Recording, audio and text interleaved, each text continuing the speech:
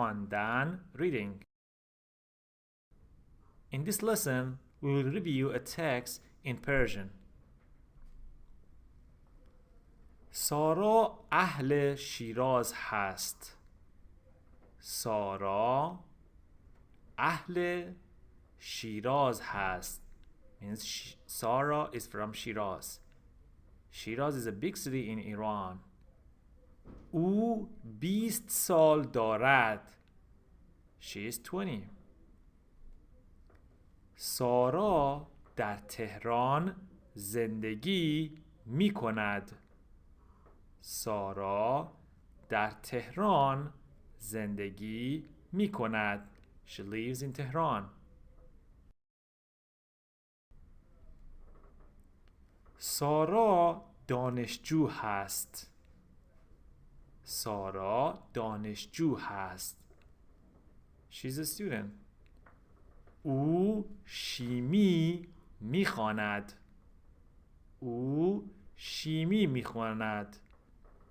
She studies chemistry. سارا میگوید. سارا میگوید. سارا says روزی 5 ساعت درس میخواند. روزی every day or per day 5 ساعت درس میخواند. She studies.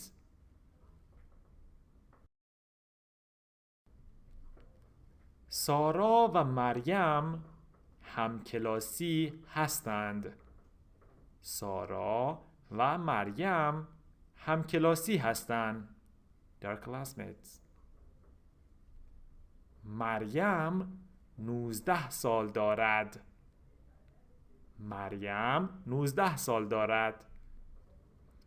آنها همیشه به پیاده روی می روند. آنها همیشه به پیاده روی می روند.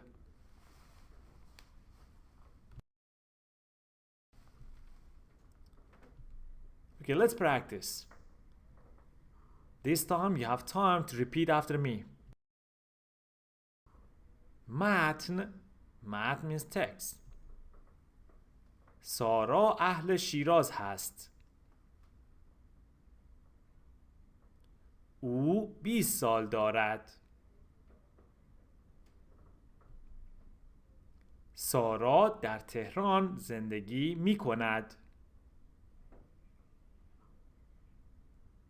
سارا در تهران زندگی می کند.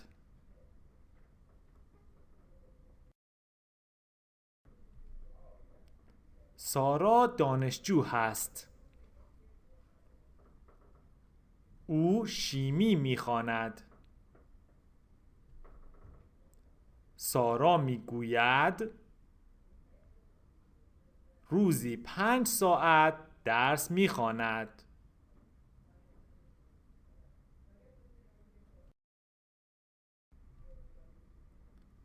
سارا و مریم همکلاسی هستند. مریم 19 سال دارد.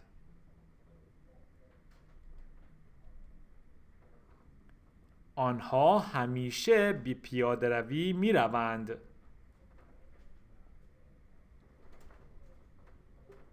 آنها همیشه به پیاده روی می روند.